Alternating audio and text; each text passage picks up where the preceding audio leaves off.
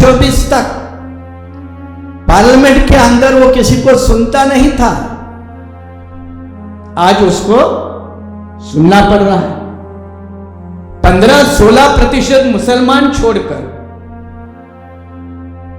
15-16% schedule caste छोड़कर, 9% tribal छोड़कर और 52 छोड़िए, लेकिन 25% तो ओबीसी मिलेगा जो बहुत निचला तबका है। इन सबको छोड़कर और कौन सा लोकतंत्र होता है? और किसका लोकतंत्र होता है कि बाबरी मस्जिद के शहादत के बाद 4 राज्यों की सरकारें आप गिरा सकते हो, गिराने के पहले एक सरकार क्यों नहीं गिरा सकते थे? लेकिन मिर्जा जी ने उसका जवाब दिया, किसी की अंदर की खाक की चट्टी दिखती है, किसी की नहीं दिखती है। बाबा साहब ने इसको ही जोड़कर कहा कि जैसे एक देश को दूसरे देश के ऊपर राज करने का अधिकार नहीं होता, वैसे एक तबके को भी बाकी तबकों के ऊपर राज करने का अधिकार नहीं होता। अब विधानसभा में हुकूमत कौन करेगा ये तय करने के लिए चुनाव है, और इसमें तुम अगर मेरे लिए कुछ भी जगह नहीं छोड़ सकते तो मुझे अपना रास्ता बनाना पड़ेगा, ये मेरी मजबूरी है, ये साफ तौर पे कहना पड़ेगा।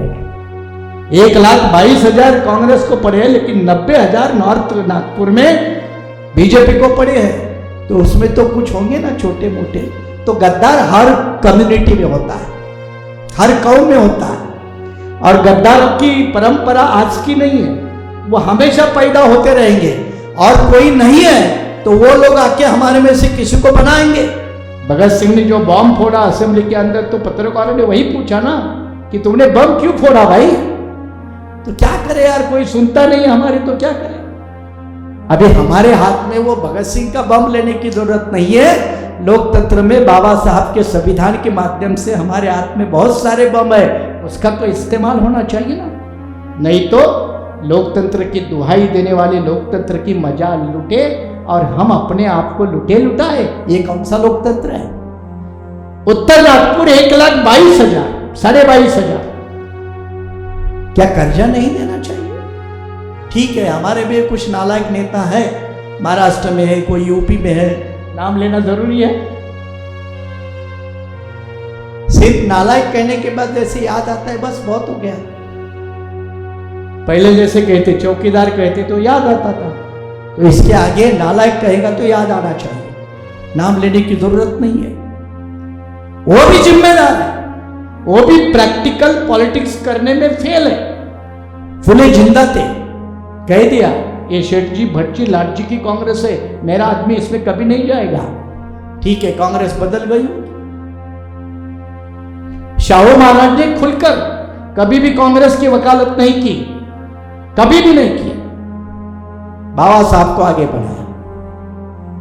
बाबा साहब ने भी कभी कांग्रेस की वकालत नहीं की। उन्होंने अपनी इंडिपेंडेंट आइडेंटिटी और इंडिपेंडेंट पॉलिटिक्स की वकालत की।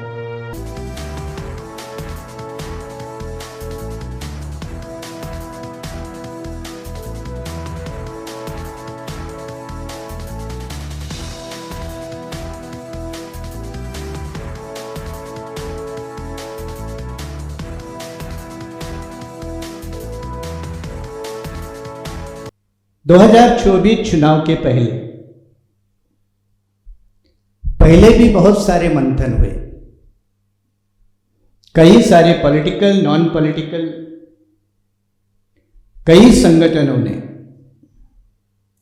ऐसे कार्यक्रमों का आयोजन किया, दोनों तरफ से किया, उनके भी तरफ से और इस साइड के भी तरफ से। अब चुनाव हो गया है, कई सारे कोशिशों के बावजूद हमें पसंद आए ना आए, मोदी जी सत्ता में बैठे, और यह सच्चाई है। अब हमने कितने लोगों ने कितने वोट डाले, ये तो अपने अपनी आत्मसंतुष्टि का मुद्दा बन सकता है कि हमने अपने मोहल्ले के 100 के 100 वोट डाले। ये बात सच है कि तुमने अपने मोहल्ले के 100 के 100 वोट डाले, इसके बगैर भी मोदी सत्ता में है, ये सच को तुम कैसे भूल सकते हो? ये सच को कैसे भूल सकते हो? नजरअंदाज कैसे कर सकते हो? 2019 में ये कोशिश छोटे पैमाने पे, डिसलॉज द गवर्नमेंट। 2024 में बड़े पैमाने पे हुई। ठीक है, एस्टैब्लिश मीडिया नहीं आया, सोशल मीडिया तो 100% आया, पूरी जम के कोशिश हुई। इसके बजाय ऐसा क्यों हुआ? पोरे जी, ये बड़ा सवाल है। इसके बजाय ये हालात क्यों है? अब ये एक नजरिया है, चुनाव आयोग, ये एक नजरिया है। कोई कहेगा ईवीएम, ये एक दूसरा नजरिया है। कोई और कहेगा कि कारपोरेट हमारे पीछे खड़े नहीं थे, ये एक नजरिया है। कोई ये भी कह सकता है कि चुनाव के समय ही हमारे अकाउंट को फ्रीज किया गया था। जवाब कई सारे मिल सकते हैं, लेकिन क्या जिस नाव में हम सचमुच बैठे थे वो नाव लड़ने लायक थी? जिस नाव पे हम लोग सवार हुए थे, उस नाव का स्टेटस बिफोर 2024 क्या था? क्या वो 272 तक पहुंच सकती थी? सवाल यह था। इसके बारे में कभी भी गंभीर चिंतन मनन नहीं होता है। अब फिर उसका जवाब आता है, हमारे पास ऑप्शन क्या है, हमारे पास पर्याय क्या है। और पर्याय के तौर पर हम तो नहीं चल सकते, लेकिन कोई चल रहा है तो उसका साथ न क्यों दे? और दिस इज बिल्कुल प्रैक्टिकल लेवल का होता है। यह बिल्कुल व्यवहार के तौर पर 100% सही कि हम तो नहीं चल सकते, जो चल रहा है उसको साथ दे दे। और इसलिए मिर्जा साहब ने बिल्कुल ठीक कहा कि 2024 के तक जो कोई बेलगाम था उसको एक लगाम मिली। 2024 तक पार्लियामेंट के अंदर वो किसी को सुनता नहीं था, आज उसको सुनना पड़ रहा है। ये तो मिल गया, लेकिन इसके अलावा और कुछ हम पा सकते हैं क्या? क्या पा सकते थे? और अगर नहीं हुआ तो क्या भविष्य में नहीं होना चाहिए? इन बातों के ऊपर गंभीर मंथन होना चाहिए। और अगर मंथन नहीं हुआ तो कोई रास्ता नहीं निकलेगा। और मंथन 4 विद्वानों के बीच ही होना, इसका आप कहेंगे कि हम मैसेज दे देंगे, वो असंभव है। जिस तरह की जिन वर्गों की लेकर हम आज यहां चर्चा कर रहे हैं, उस वर्ग के पास उतनी पॉलिटिकल मैच्योरिटी नहीं है। इन बातों को जब हम ध्यान में रखते हैं तो 2024 में हमने बहुत कुछ पाया। ये जो हमारे भाई मिर्जा साहब का जो अनुमान है, मैं उससे सहमत हूं। कुछ तो पाया है। लोकतंत्र की तस्वीर बदलने लगी है, यहां तक हम कह सकते हैं। सवाल है कि उस लोकतंत्र में मैं कहां खड़ा हूं। सवाल यह है कि इस लोकतंत्र में हम कहां खड़े हैं। और वही सवाल है आज के प्रोग्राम का मूल उद्देश्य कि हमें क्या मिला। ये तो ठीक है कि जो एक बेलगाम हुकुमशाह बादशाह था उसको लगाम हो गई, ठीक है, अच्छी बात है। प्रजातंत्र में, लोकतंत्र में एक मजबूत विपक्ष होना चाहिए, वो मिल गया। लेकिन फिर वही मुद्दा जो दो उदाहरण के तौर पर मिर्जा साहब ने एक टच किया, वो विशालगढ़ का मामला। विशालगढ़ के मामले में कौन है, उसके पीछे कौन है, उसको मैन पावर सप्लाई करने वाले सांगली जिले के लोग कौन है, और उनका अगर आप पता ढूंढने की कोशिश करोगे तो जिनको हम वोट देकर भी बिठाते उसमें आधे भी वही है, आधे वही है। मुंबई में 1200 दलित लोगों की लगभग 20-25 साल की झोपड़ियां तोड़ी, 1200। आज बरसात में झोपड़ियां नहीं तोड़नी होती है, ये गवर्नमेंट का आदेश होता है, फिर भी तोड़ी। मुझे एक कार्यकर्ता ने फोन किया, सर उधर ऐसा हो गया, तो मैंने आपने क्या किया, तो उसने कहा कि हमने अपने एक दलित नेता को फोन किया कि भाई हमारे यहाँ बुलडोजिंग हो रहा है, आप आ जाओ। तो मैंने कहा क्यों आ गया वो, तो बोले नहीं, क्यों नहीं आया। तो उसने गुस्से से कहा कि तूने तो हमको थोड़े वोट दिए, जब वोट थे, वोट मांगने के लिए तुम्हारे पास आए तो तुमने दूसरों को वोट दिए, अब जिसको वोट दिए उसके पीछे जाना। अब जवाब सटीक था। तो उसने कहा कि फिर मैंने जिनको हमने वोट दिए उनको फोन लगाया कि भाई हमारे बस्ती में 1200 घर तोड़े जा रहे, आप आ जाओ। उन्होंने तो कह तो दिया कि मैं आता हूं, लेकिन एक भी नहीं आया।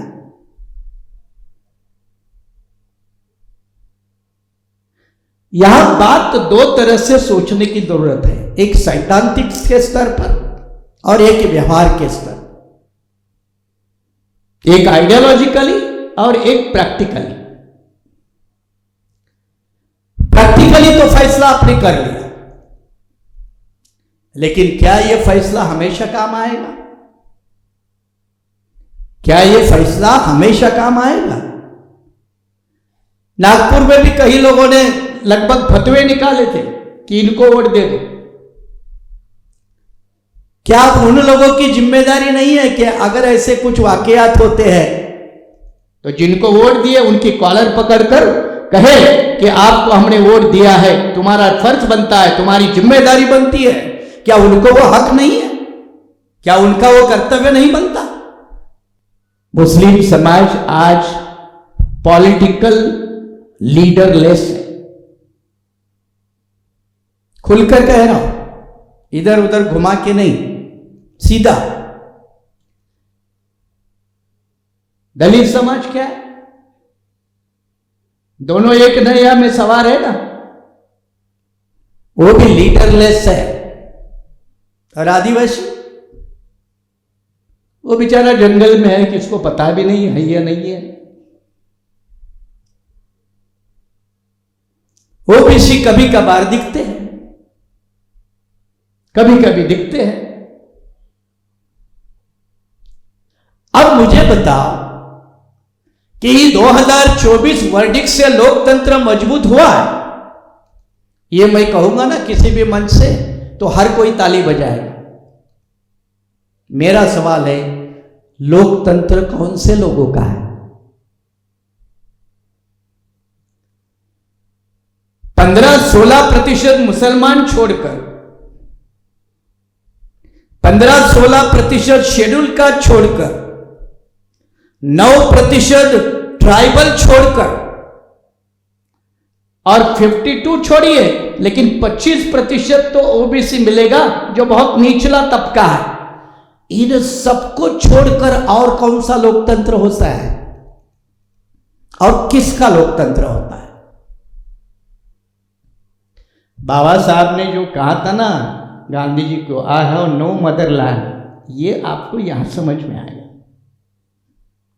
लैंड तो बहुत बड़ी है, मेरे नाम की कितनी है वो बता दो ना।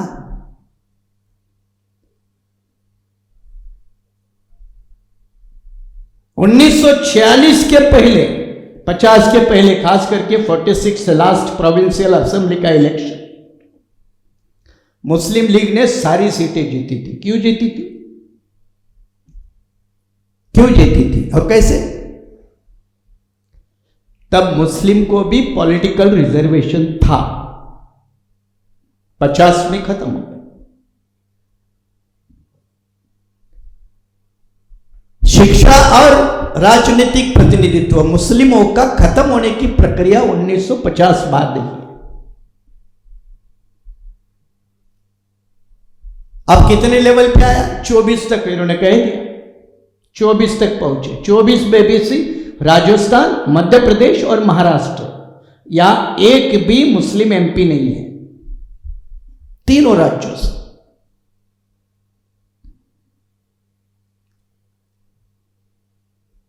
अभी महाराष्ट्र में विधान परिषद के चुनाव हुए, उसमें से एक रिटायरिंग मेंबर था मुस्लिम समाज का, आप जानते हैं उनको, वलाद भाई। मैं मिर्जा साहब उनको कई बार मिल चुका हूं। अब आपको सच्चाई मालूम है कि नहीं मुझे पता नहीं, कुछ मुस्लिम लोग के नेता जो कांग्रेस राष्ट्रवादी में है, उन्होंने रिप्रेजेंटेशन दिया बाकायदा कि लोकसभा में आपने हमें एक भी सीट नहीं दी, कोई बात नहीं, अन्याय तो हुआ लेकिन चलो हो गया हो गया, अभी 9 है इसमें तो दे दो।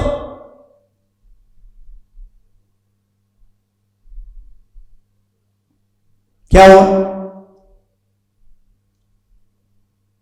एक विदर्भ का किसान लीडर है जो उद्धव ठाकरे के साथ काम करता है, कल परसों में एक डिबेट में थे वो, हम साथ में, मैंने उनको कहा कि आप क्यों नहीं गए विधान परिषद में? तो उन्होंने जवाब दिया कि क्या करें, उद्धव ठाकरे का भी पीए गया, फिर वो किचन में खाना बनाने वाला है वो जाएगा, फिर ड्राइवर जाएगा, फिर सिक्योरिटी गार्ड में बैठे वो लोग जाएंगे, और या ऐसे 10, 12, 15, 20 जाने के बाद कभी कभार हमारा नंबर आएगा।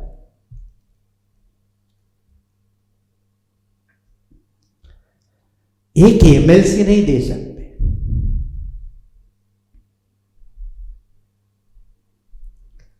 आठ आदमी यहां से उधर हो गए, क्रॉस वोटिंग में चले गए।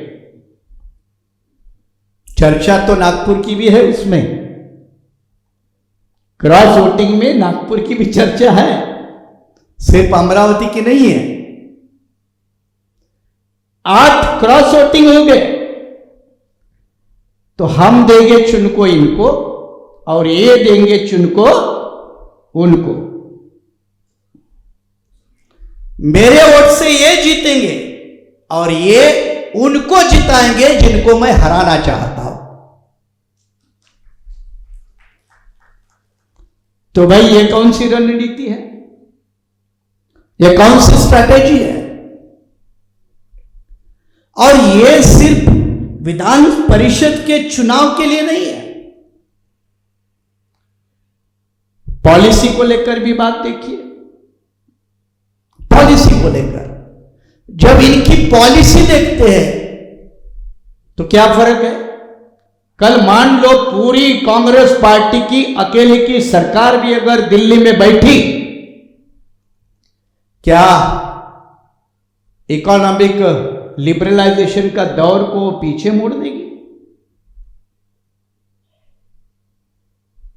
क्या किसानों की आत्महत्या एकाएक एक दिन पे बंद कर पाएगी? नीतियां तो दोनों मिलके ही चलाते हैं, चाहे एग्रीकल्चर पॉलिसी हो, चाहे इंडस्ट्रियल पॉलिसी हो, चाहे इकोनॉमिक पॉलिसी हो। तो फिर हम जो चुनते हैं इससे ये ठीक है, इसके बजाय दोनों को हटाकर हम वहां जाकर बैठने की क्यों नहीं सोचते?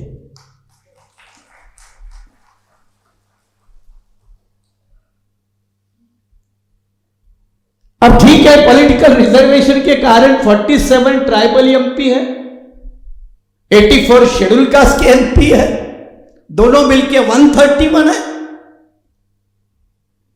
क्या 131? गढ़चिरौली की बात हुई, वहां नया नया डॉक्टर अपना ट्राइबल ही है। क्या हिम्मत है?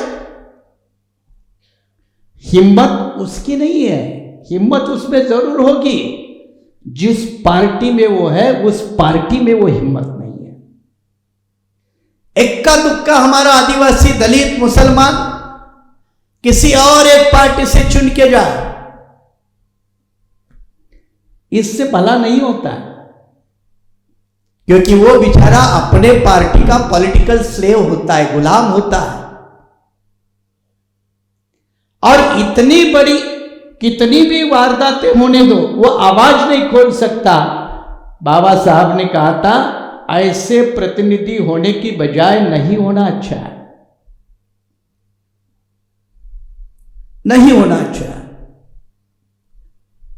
5 साल हो गए पोहरे जी, महाराष्ट्र में कितने कारपोरेशन है, कितने लोकल बॉडी है,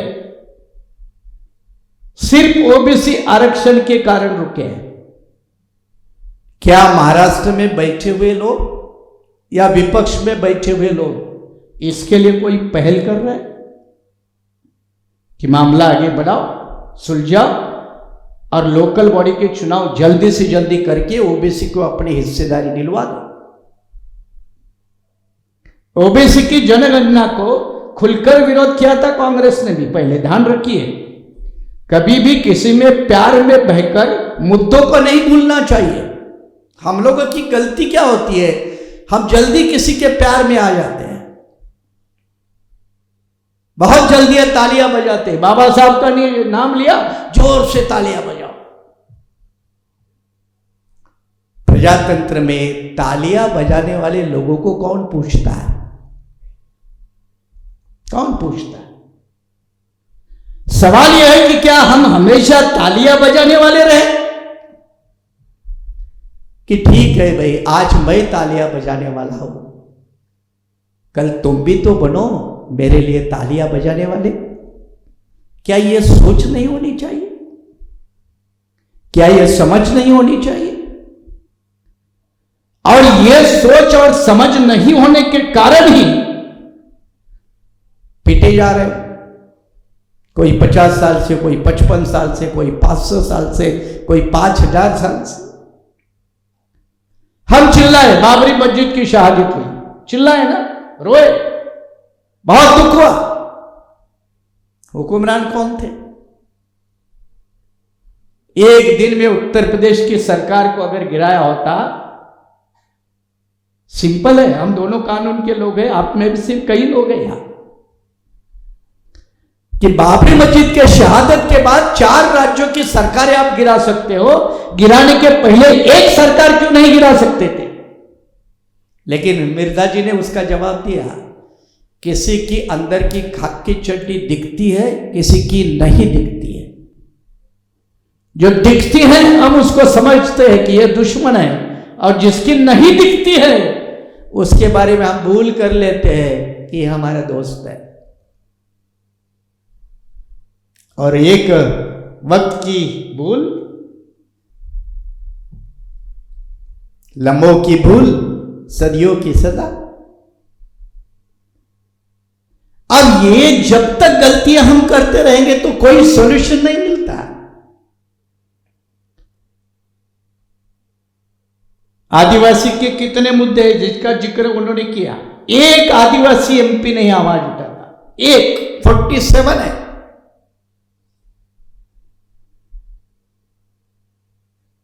एक भी बोलता नहीं। अब ये लोग होने से फायदा क्या? होने से क्या होता है? पेन किलर होता है, पेन किलर से तकलीफ कम होती है, आदमी भूल जाता है दुख है या नहीं है। शेड्यूल कास्ट और शेड्यूल ट्राइब ये पेन किलर की शिकार है। जो बाबा साहब कहते थे, चाहते थे ये 10 साल के लिए हटे, हटता ना तो पता चलता कि मेरा कोई नहीं है। अब क्या होता है, जाने दो, गधा है ना, गधा है ना, पागल है ना, दिल्ली में बैठा है ना, कुछ नहीं करता है ना, घूमता तो है ना, रहने दो। इस तरह की सोच कभी भी सत्ता में लोगों को नहीं लेके जाती, सत्ता के पास आने की हिम्मत भी नहीं जुटा देती, यह सोच भी नहीं कर देते। अब आप ये भी सोचिए कि ठीक है महाराष्ट्र में 48 में एक भी मुस्लिम नहीं मिला, 48 में। कई लोगों ने उस वक्त भी कहा था, दिल्ली के नसीम खान तो बहुत भड़के थे, वो भी एक बड़े नेता है वहां के, कि जब उनको उत्तर पश्चिम की सीट नहीं मिली तो और ज्यादा भड़के, फिर समझाने को मनाना पड़ा। लेकिन महाराष्ट्र छोड़कर 27 राज्य बड़े हैं देश के, 27 राज्यों में से 24 आते हैं। इसका मतलब 3 राज्य में और आपका एक भी बंदा नहीं, और 24 राज्यों में एक एक पकड़िए तो 4 राज्य भारत के ऐसे मिलते हैं आपको कि वहां एक भी आपका बंदा नहीं है, लायक नहीं है, हमारे हिसाब से लायक नहीं है। कुछ कहेंगे नहीं नहीं हमारी रणनीति है, रणनीति है तो बंगाल में कांग्रेस और तृणमूल कांग्रेस के झगड़ों के कारण 4 जगह पर बीजेपी विजयी, उसका क्या, उसका क्या? हमारे दिमाग में यह डाला जाता है कि माने साहब आप खड़े रहोगे, मायाबाई खड़े रहेगी, परवेश खड़ा रहेगा, अरे तुम तो वोट कटुआ भूमिका करोगे, फायदा उनको होगा। अब मेरा सीधा सवाल है, बंगाल में 4 जगह पे 4 एमपी की सीटें बीजेपी को ऐसी मिली जहां वोट तृणमूल कांग्रेस और कांग्रेस पे बढ़ गया, बीजेपी जीत गई। वहां कोई नहीं कहता कि एक को हटना चाहिए, और वह हटता भी नहीं, लेकिन हमें जरूर हटाया जाता है।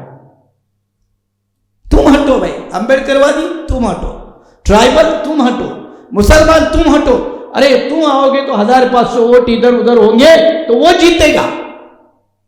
सांगली में महाराष्ट्र में सीट तो दी थी ना उद्धव ठाकरे को, क्या हुआ, क्या हुआ?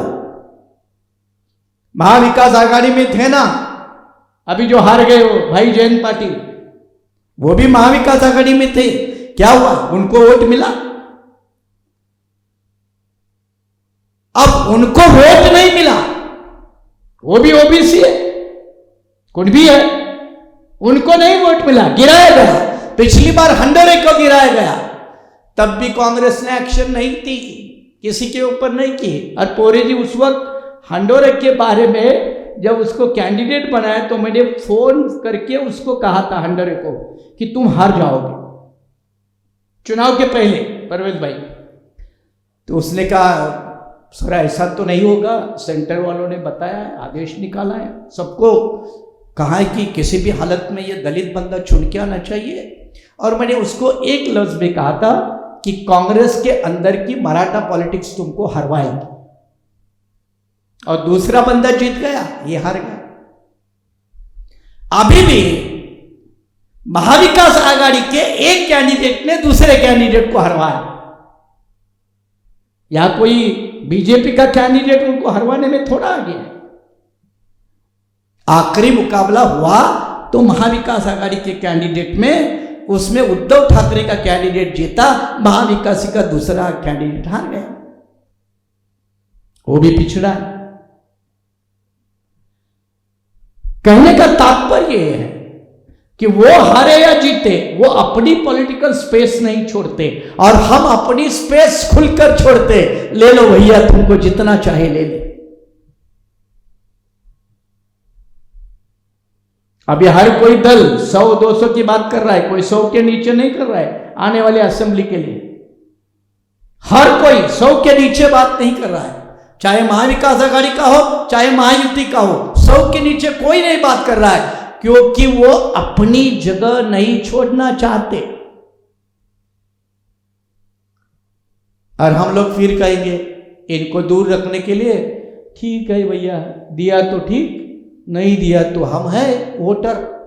लोकतंत्र में हमारा स्टेटस है सिर्फ और सिर्फ वोटर का, मतदाता का। हम सिर्फ वोटर हैं, तुम सिर्फ रूलर हो। तुम रूलर हो, मैं वोटर। किसी ने कहा है ना कि किसी के मुकद्दर में घर से निकलते ही मंजिल होती है, घर से निकलते ही मंजिल, और कुछ लोगों को जिंदगी भर सफर ही करना पड़ता है, सिर्फ सफर। तो ये लोग कहेंगे कि हम रूलर रहेंगे, तुम सफर करो। तो ये लोकतंत्र कौन सा है भाई?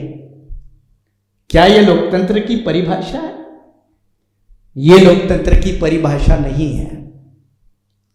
लोकतंत्र की परिभाषा ये है कि जब तक सभी को उसमें हक अधिकार नहीं है, तब तक वो एक कंप्लीट लोकतंत्र नहीं है। और यही सवाल है एससी, एसटी, मुस्लिम और अभी फार्मर जैसे बड़े तबके को छोड़कर तुम इसको लोकतंत्र कैसे कहोगे भाई? ये लोकतंत्र की सरकार कैसे कहोगे? इनके बिना लोकतंत्र अधूरा है, लोकतंत्र पूरा नहीं है। और लोकतंत्र का मतलब यह भी नहीं है कि चंद लोगों में लोकतंत्र की मतलब लोकतंत्र में पावर की प्रॉपर्टी है। यह कंसेप्ट तो दुनिया में कोई नहीं मानेगा ना। यही तो बात थी जब आजादी के जंग में परवेज भाई कांग्रेस वाले कह रहे थे अंग्रेजों तुम चले जाओ, कि एक देश को दूसरे देश के ऊपर हुकूमत करने का अधिकार नहीं है। और उसके लिए जॉन स्टुअर्ट मिल नाम का एक बहुत बड़ा फिलॉसफर हुआ, उसकी वो दुहाई देते थे कि जॉन स्टुअर्ट मिल जैसे तत्ववेताओं ने भी कहा कि एक देश को दूसरे देश के ऊपर राज करने का अधिकार नहीं होता है। बाबा साहब ने इसको ही जोड़कर कहा कि जैसे एक देश को दूसरे देश के ऊपर राज करने का अधिकार नहीं होता, वैसे एक तबके को भी बाकी तबकों के ऊपर राज करने का अधिकार नहीं होता। यह है इंक्लूसिव डेमोक्रेसी, यह है इंक्लूसिव पॉलिटिक्स। सवाल यह है कि जिनका हम साथ देते हैं क्या वो इंक्लूसिव पॉलिटिक्स के ऊपर भरोसा करते हैं? समाजवादी पार्टी के महाराष्ट्र में 2 एमएलए हैं, उत्तर प्रदेश में गठबंधन था और इंडिया गठबंधन पहले के होने के पहले मध्य प्रदेश का चुनाव था और मध्य प्रदेश में समाजवादी पार्टी के यूनिट ने कुछ जगह मांगी और फिर बातें मशहूर है, फेमस है। कौन? कमलनाथ। क्या कहे कमलनाथ? अरे छोड़ो वो अखिलेश विकलेश, एक सीट नहीं दी मध्य प्रदेश में, एक सीट नहीं दी। जब उनको जरूरत है तो हमें कंधे पे बिठा लेंगे और जब जरूरत खत्म होगी तो पैरों तले रोक दोगे। जरूरत खत्म हो गई तो पैरों तले, जरूरत है तो कंधे पे। यही तो मनुवाद है, यही तो ब्राह्मणवाद है, यही तो अपॉर्चुनिटीज्म है। और इसलिए क्यों ना हम हमारी औकात हमेशा के लिए बनाए रखें ताकि वो हमेशा हमें वो लोग अपने कंधे पे ले ले। क्यों ना अपनी औकात बनाए। ठीक है हमने साथ दिया, लेकिन मेरे ये मसले हैं 10। इसके लिए एक्चुअली मिर्जा भाई का हमने शुक्रिया अदा करना चाहिए। उन्होंने बेबाक से इस बातें मुझे लगता है शरद पवार के सामने भी रखी थी, शरद पवार के सामने। चलो एक मुस्लिम में कोई तो है भाई, दलित में कौन है? प्रकाश अंबेडकर है क्या? रामदास है? कौन है? कौन? और इनको ही हम हवा भरते रहेंगे। दबी हुई कारतूस कितनी बार चलाओगे? दबी हुई कारतूस नहीं चलती। राजनीति में तो कतई नहीं चलती, तुम कितनी बार चलाओगे। और जो कौम अपना नेता पैदा नहीं करती है ना, वो अपना खात्मा करने का इंतजाम करती है। चाहे वो दलित हो, चाहे आदिवासी हो, चाहे मुसलमान हो, चाहे ओबीसी हो, चाहे किसान तबका हो, कोई भी हो। और अपनी इंडिया की पॉलिटिकल सिस्टम इसका ध्यान रखती है कि हमारे में सही नेता कभी भी पैदा ना हो। नालायक पैदा होना चाहिए, तलवे चाटने वाला पैदा होना चाहिए, चापलूसी करने वाला पैदा होना चाहिए, उनके गुलामगिरी का बोझ अपने बाप के, अपने समेत बच्चों के सहित परिवार के समक्ष कंधे पे ढोने वाला चाहिए। ऐसे लोगों को ज्यादा से ज्यादा हम हज कमेटी का अध्यक्ष बना देंगे, आप खुश? आपको अन्ना भाव साठे महामंडल देंगे, किसी को बारटी चाहिए, किसी को आरटी चाहिए, ले लो। आपको ये देंगे, आप उसी में खुश होते हैं। जो बड़ी बड़ी बातें बताई 3-3.5 करोड़ की, उसके पास तो जाने का कभी सपना भी नहीं देखते आप। सपने से भी हम इतने नीचे हैं, इतने पीछे हैं। इसीलिए जो हुआ वो हुआ। अब विधानसभा सर पे है ना, फिर एक बार मौका है। राजनीति में होशियार होना बहुत जरूरी है, ईमानदार होना जरूरी है, लेकिन ईमानदारी के साथ होशियार होना बहुत जरूरी है। सिर्फ ईमानदार है तो मार खाओगे। ऑनेस्टी विथ क्लेवरनेस, ये दोनों चाहिए। सिर्फ ऑनेस्टी से काम नहीं चलेगा। नहीं तो हमारे आदिवासी सारे ऑनेस्ट है, बेचारे चुपचाप जाके ठप्पा मार के आते हैं या बटन दबा के आते हैं, कौन पूछता है बाद में। ऑनेस्टी जरूरत है, लेकिन उसके साथ क्लेवर भी होना जरूरी है। अभी कम से कम एक एजेंडा तो सेट होना चाहिए महाराष्ट्र में। मैं प्रैक्टिकल रूप से बता रहा हूं परवेज भाई, मैं 2019 में महाविकास आघाड़ी में था, चुनाव लड़ा, आदित्य ठाकरे के खिलाफ चुनाव लड़ा, और चुनाव के बाद सरकार का गठन होने के बाद पवार जी के साथ, शरद पवार जी के साथ मैं 10 मुद्दे लेकर 2 बार बैठा, इंडिविजुअल बैठा हूं। तीसरी बार बैठने का मेरा मन कभी नहीं हुआ। आप लोगों का भी शायद अनुभव ऐसा ही लगभग होगा। जो दूर है, जो अनुभवहीन है, उनको तो दूर से भी पहाड़ खूबसूरत लगेगा, लेकिन आप जहां नजदीक जाओगे ना, तो वो पहाड़ कितने खोखले हैं ये तब पता चलेगा जब उनके नजदीक के पास जाओगे। जो नजदीकी नहीं है उसका कोई सवाल नहीं, उसको तो अलग ही लगेगा। और इसीलिए अभी भी महाराष्ट्र में काफी पॉलिटिकल स्पेस खाली पड़ी है, खाली पड़ी है, अभी भी देश में भी खाली पड़ी है, उत्तर प्रदेश में खाली पड़ी है, बिहार में खाली पड़ी है, कई राज्यों में खाली पड़ी है। ऐसा नहीं कि सिर्फ हमारे स्टेट की ही बात है, लेकिन जहां चुनाव है, मान लो अभी महाराष्ट्र का चुनाव सर पे, तो यहां भी एक कोई बड़ी स्पेस खाली है। कभी न कभी किसी को एहसास कराना पड़ता है कि भैया मैं भी कुछ हूं, और ये एहसास कराने का मौका है। ठीक है, अभी संविधान खतरे में नहीं है विधानसभा चुनाव में। विधानसभा चुनाव में कोई संविधान का मामला नहीं है। अभी लोकतंत्र का मामला कोई चुनाव में विधानसभा के नहीं है। अब तो बात कर लेते, क्यों ना बात करें। लेकिन देखो अभी भी वर्तमान पत्रों से जो खबरें हैं, वो तीनों पार्टियां ही एक दूसरे से बात कर रही है, चौथे को बिल्कुल नहीं, चौथे को बिल्कुल नहीं, किसी को भी। चाहे 2 एमएलए वाले एसपी हो, 3 एमएलए वाला भाई ठाकुर हो,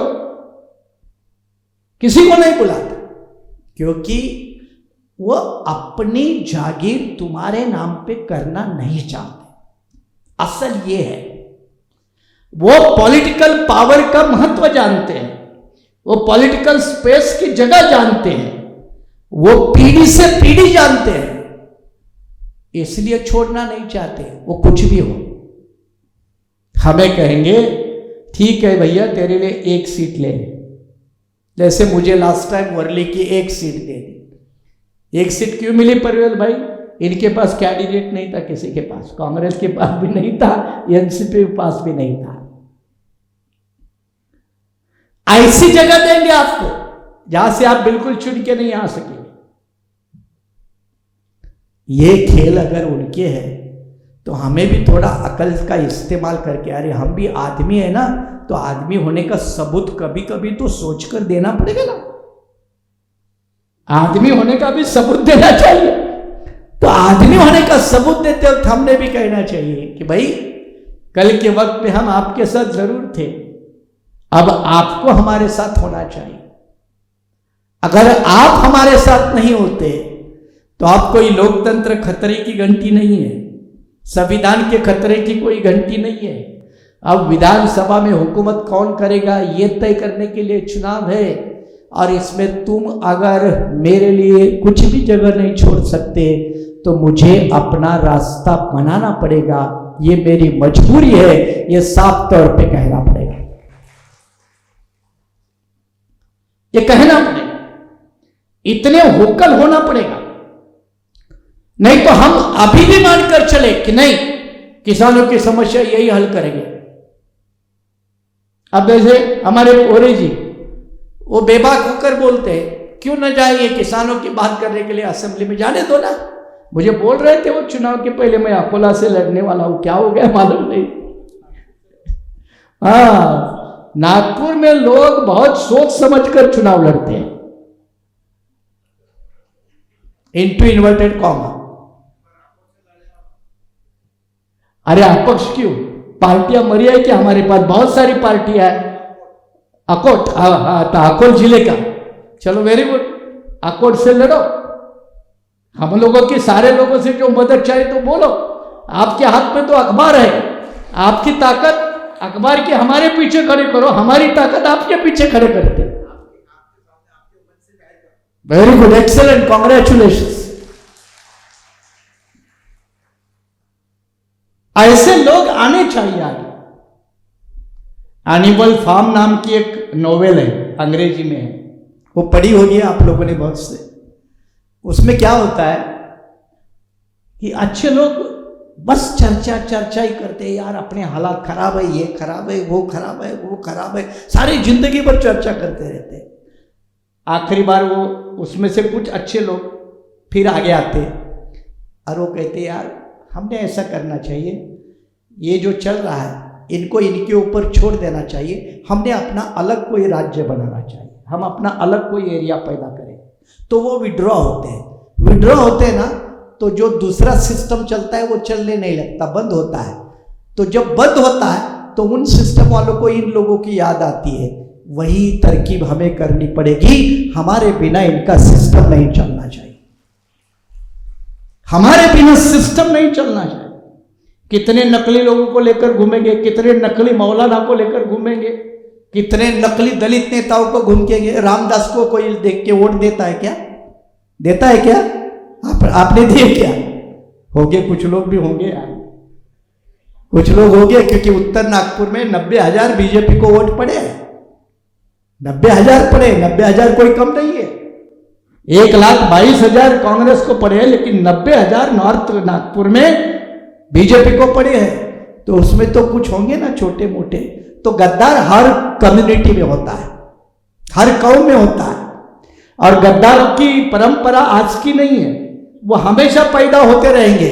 और कोई नहीं है तो वो लोग आके हमारे में से किसी को बनाएंगे।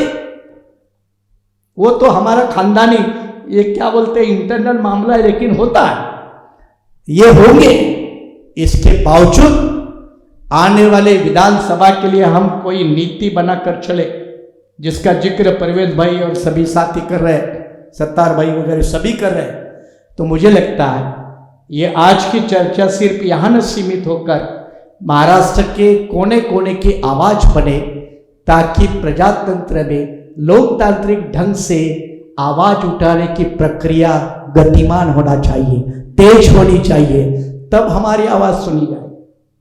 भगत सिंह ने जो बम फोड़ा असेंबली के अंदर, तो पत्रकारों ने वही पूछा ना कि तुमने बम क्यों फोड़ा भाई? तो क्या करे यार, कोई सुनता नहीं हमारे, तो क्या करे? अभी हमारे हाथ में वो भगत सिंह का बम लेने की जरूरत नहीं है। लोकतंत्र में बाबा साहब के संविधान के माध्यम से हमारे हाथ में बहुत सारे बम है, उसका तो इस्तेमाल होना चाहिए ना। नहीं तो लोकतंत्र की दुहाई देने वाले लोकतंत्र की मजा लुटे और हम अपने आप को लुटे लुटाए, ये कौन सा लोकतंत्र है? ये कोई लोकतंत्र की परिपूर्ण भाषा नहीं है। और इसीलिए जिस तरह से आज हमने प्राइमरी लेवल पर एक इनिशिएट हुआ, एक इनिशिएट तो होना पड़ता है, किसी न किसी को तो इनिशिएट करना पड़ता है। कहते हैं ना कि एक पीढ़ी भी नहीं सफल होगी तो आने वाली पीढ़ी कम से कम याद तो करेगी कि हमारे बाप दादाओं ने ये काम किया था। उत्तर प्रदेश की धरती पे दलित मुसलमान का कारवां पहली बार चलाने वाले डॉक्टर फरीदी थे, आपने नाम सुना होगा। फरीदी ने मिलकर बीपी मौर्य के साथ मिलकर एक दलित मुस्लिम का फॉर्मूला उस समय भी डेवलप किया था। जिनको पता है वो उनको आज भी याद करते हैं। क्यों याद करते हैं? उन्होंने इनिशिएटिव लिया था, कारवां चलाया था। आज वही जरूरत है, उसी तरह का एक नया कारवां मिलकर चले। राजनीतिक पार्टियां अपने जगह होने के बावजूद भी ब्राह्मणवादी लोग आपस में बड़ी अंडरस्टैंडिंग हमेशा करते हैं। मराठा उदाहरण है। क्या मराठा लोगों के लिए संविधान खतरे में नहीं था? था क्या नहीं था? था क्या नहीं था? कोई नहीं था, कोई मुद्दा नहीं था। मराठा लोगों के लिए जो आंदोलन वाले हैं, नहीं आपके नहीं, आंदोलन वाले, उनके लिए एक ही मुद्दा था, हमारा मुद्दा आरक्षण है। उसके लिए कौन है? उसको वोट दे दे, उसको जिताए। जीतने वाले उनके पैर पड़ने के लिए गए कि नहीं? गए ना। मराठा महाराष्ट्र का पॉलिटिकली मैच्योर है। वो ये नहीं देखता कि मेरा कैंडिडेट समाजवादी पार्टी का है कि मानेसर के पार्टी का है। वो अपने उम्मीदवारों को जिताते हैं। और हम लोग कौन है? ये अंसारी, अरे यार ये क्या करेगा, वोट कटवा है। ये कौन है? मेश्राम, पक्का गिरा दो।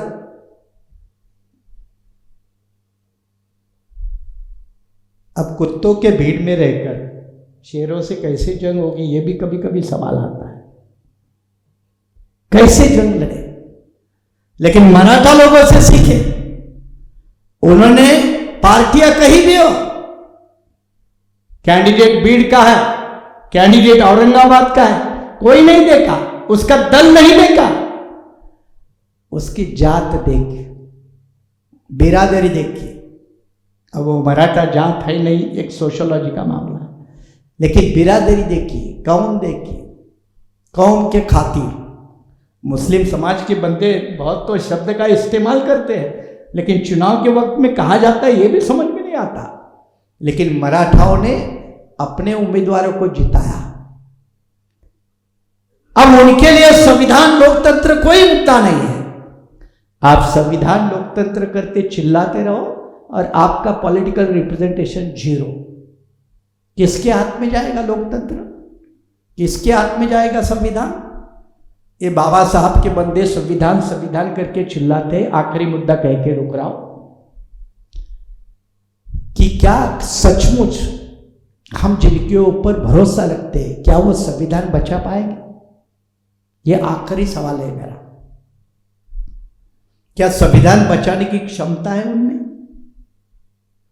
और उसका जवाब सीधा सीधा ना है।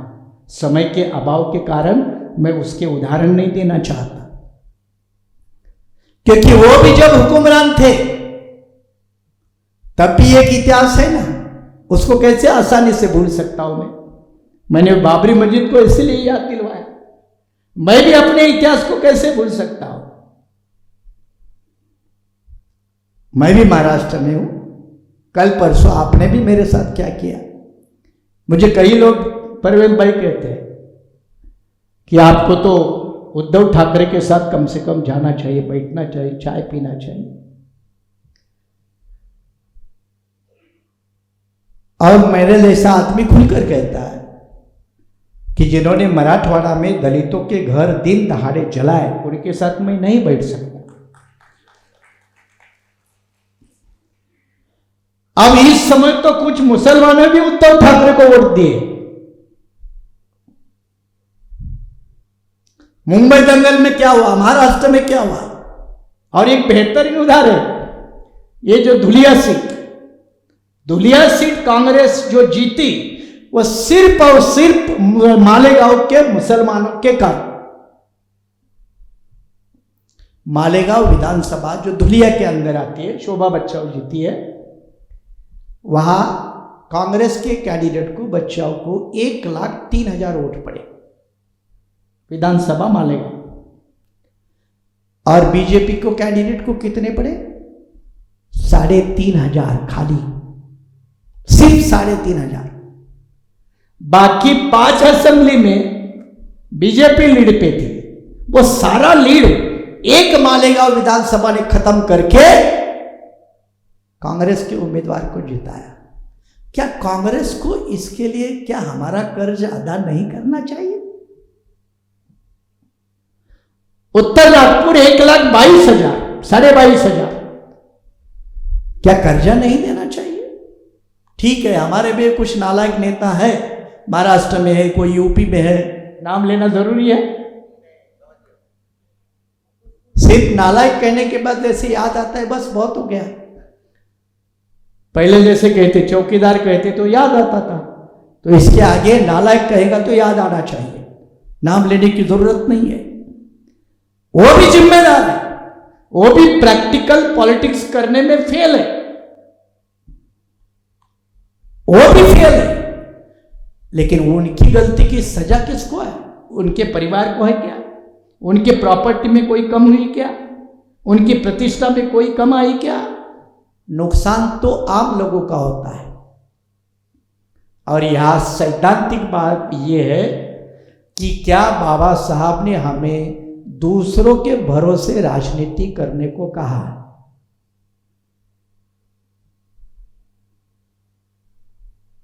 बाबा साहब ने हमेशा, सिर्फ बाबा साहब नहीं, बाबा साहब हो, शाहू महाराज हो, महात्मा फुले हो, इन्होंने इंडिपेंडेंट पॉलिटिक्स करने की हमेशा वकालत की है। कांग्रेस पैदा हुई, महात्मा फुले जिंदा थे, 1885, मरे 1889। फुले जिंदा थे, कह दिया ये शेठ जी, भट्ट जी, लाट जी की कांग्रेस है, मेरा आदमी इसमें कभी नहीं जाएगा। ठीक है, कांग्रेस बदल गई। शाहू महाराज ने खुलकर कभी भी कांग्रेस की वकालत नहीं की, कभी भी नहीं की। बाबा साहब को आगे बढ़ाया। बाबा साहब ने भी कभी कांग्रेस की वकालत नहीं की। उन्होंने अपनी इंडिपेंडेंट आइडेंटिटी और इंडिपेंडेंट पॉलिटिक्स की वकालत की। अगर ये आज हम भूल गए हैं तो याद दिलाना पड़ेगा। आज ये शुरुआत है, बात आगे बढ़ेगी, देखते हैं कितनी आगे बढ़ती है। आप सभी का शुक्रिया।